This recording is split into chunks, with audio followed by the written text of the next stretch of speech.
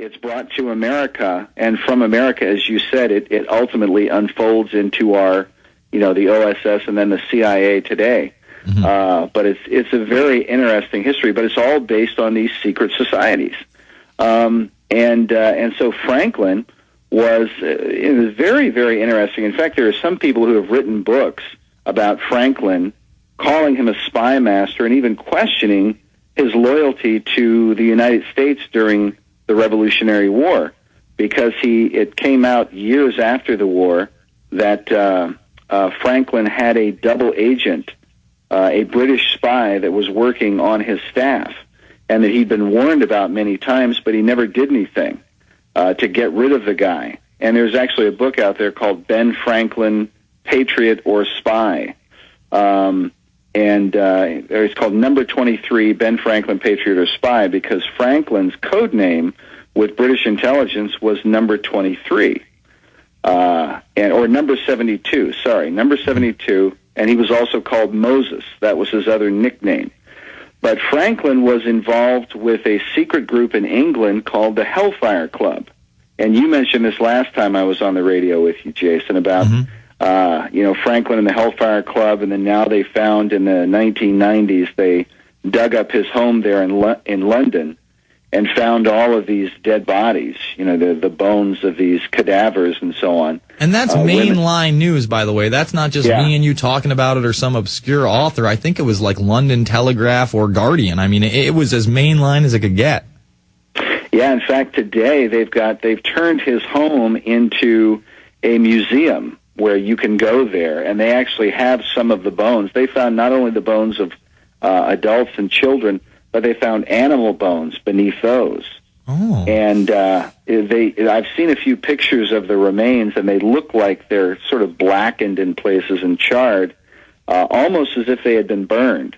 And, one of the things that satanic groups do, they have human sacrifices, but they also have animal sacrifices as well.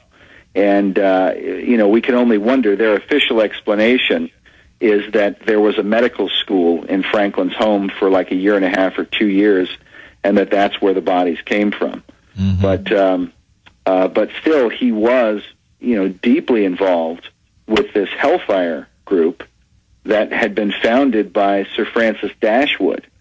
And Dashwood was like a close advisor to King George III, who was the king we were fighting against in the American Revolution. Dashwood was a member of the House of Commons, the House of Lords. He was a prominent member. And there were other political figures that were a part of this group that called themselves the Monks of Medmenham Abbey, but their nickname was the Hellfire Club. And I believe the Hellfire Club, if you study them and what they were into, I believe they were a precursor to the Bohemian Grove Club that you guys exposed in Alex Jones' video, showing the rituals in the Bohemian Grove. Some of those guys are dressed up like, Catholic priests and cardinals and so on. With exactly. The head guy wears what looks like a pope hat. He's in a long robe, and he has himself a staff as he gives this very Babylonian Gaia worship ritual. And then at the end of the ritual, someone rows in on a boat, gives him an effigy of a baby. Meanwhile, there are probably a dozen or so other gentlemen holding torches in what appear to be druidic-like outfits, waiting for this cremation of care, if you will. And then they drop the body on this fiery, altar in front of the owl god Moloch, this 40-foot statue that's hollowed out and has their little sound system in it. Everybody starts cheering and fireworks go off, and that's the kickoff of this ceremony. Very Christian. Yeah, well, you've exactly. But all those elements, well, at least the dressing up like, popes and cardinals and bishops and this kind of thing, the Hellfire Club did all of that. They also had a statue, which they have sort of a parallel of at the Bohemian Grove. They had a statue as you went into their underground of a figure with his finger over his lips, like shh, like be quiet, don't keep secrets. And they do the same thing. Who is that figure? It is St. John of Maplenook, and they openly have him as a mascot. And if you see it, it's a statue of him going like this. And, later on in the program, probably after we go over Riddles in Stone in the next segment, I want to go over this Maitreya figure that is also at the Bohemian Grove and also very, very large. It seems that the more information we get about the Grove, the more into the occult they are, the more they are into all these different mystery religions, all these things outside of Christianity. And, they all, not all of them, but, the people like the Bush family, we're Christian conservatives. Really, what are you doing at the Bohemian Grove? And this Maitreya figure is just as massive as this Moloch figure. We're going to go over that on the other side. It's the Alex Jones Show. I'm Jason Bermas. We'll be back after this. Infowars.com, PrisonPlanet.tv.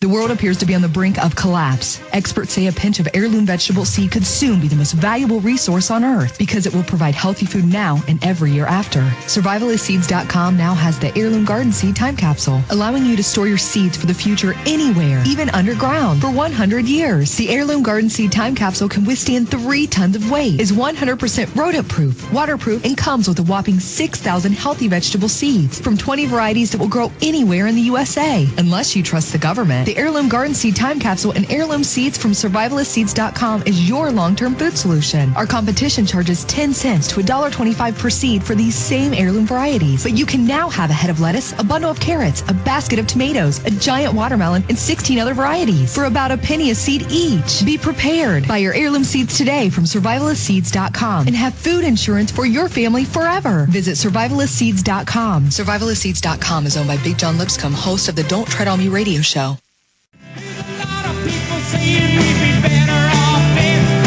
Yeah, the people saying that are the elite. Better off dead. That's what population sustainability is about. And, I don't like it any more than anybody else does, but that doesn't mean I'm not going to report on it. We're joined by Chris Pinto, who is the writer and director of the Secret Mysteries of America's Beginning series. That's The New Atlantis, Riddles in Stone, and, of course, the latest, Eye of the Phoenix, Secrets of the Dollar Bill. You can get all 3 of them right now at the InfoWars shop for the bargain price of $59.95. When you get 2, you get 1 free. And like I said, these movies are each well over 2 hours. They cover, this interview, we're not going to be able to cover 1/10 of the information in these films. And what's really great about these films, Chris, and on the other side, I want to get into this Maitreya figure and all that other stuff, but what's really great about these films is that you go to the Theosophic Society. You get information from the horse's mouth. You talk to high-level Masons on camera, and they reveal so many telling things. One of the most haunting images for me in the entire series is when you're explaining the Stone of Destiny and Nicholas Roerich, and the gentleman who's at the Theosophic Society shows you the little bust of Nicholas Roerich. I think it's a copper bust or something like that. And he starts rubbing the box.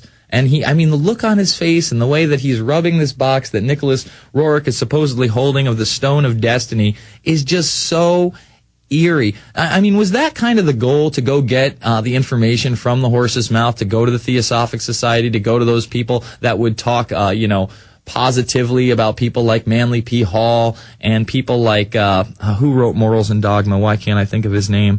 Who wrote Morals and Dogma? He's big time in the series.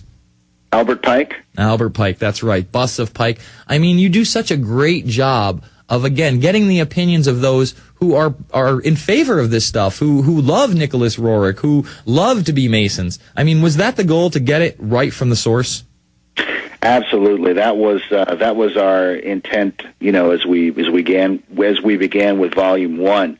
There's a lot of books, a lot of literature out there talking about these issues, talking about Freemasonry and the secret societies and so on. And what I was really hoping we'd be able to do is to talk to as many of these people as possible. And we created a History Channel type format for the series. Mm-hmm. And we told these guys, we let them know in advance what we were going to ask them about. So we didn't go in and sneak up on them. I would send everybody their questions in advance.